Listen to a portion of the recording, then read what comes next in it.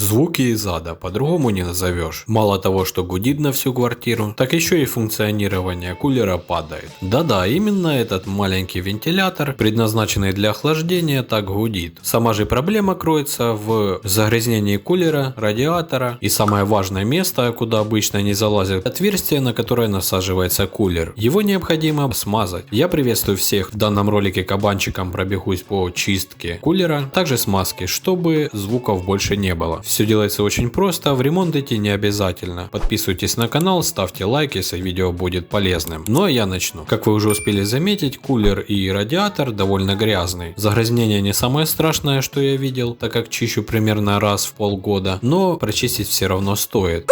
Сказано просто клево! Так как мельчайшее загрязнение ухудшает охлаждение и работу самого кулера. Верхнюю крышку ноутбука уже разобрал, показывать не буду, так как ноутбуки разные и разбираются по-разному. А вот устройство самого кулера практически одинаковые. Радиаторная решетка под пленкой, пластмассовый кулер, ну и сам защитный кожух, который закрывает кулер. Для того, чтобы почистить лопасти кулера, не обязательно снимать материнскую плату и отсоединять все подряд. Необходимо просто снять металлическую крышку над лопастями. Я Splinter Cell.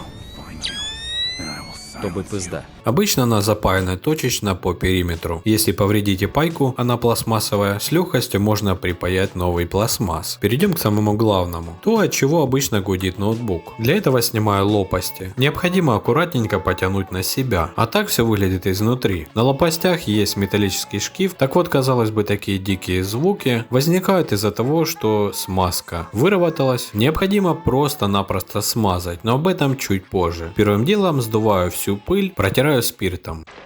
Похоже, я выбрал неудачную неделю, чтобы бросить пить. Беру мягкую кисточку, прохожусь по сложно доступным и не только местам. При этом желательно, чтобы дул фен, либо пылесос, в общем что-то, что дует. Очень важно выдувать, а не вдувать, так как детали очень мелкие, можно что-то всосать, либо повредить. Да что ты говоришь, моя хорошая? Не лишним сразу же будет продуть ноутбук от пыли, почистить, пока компьютер разобран.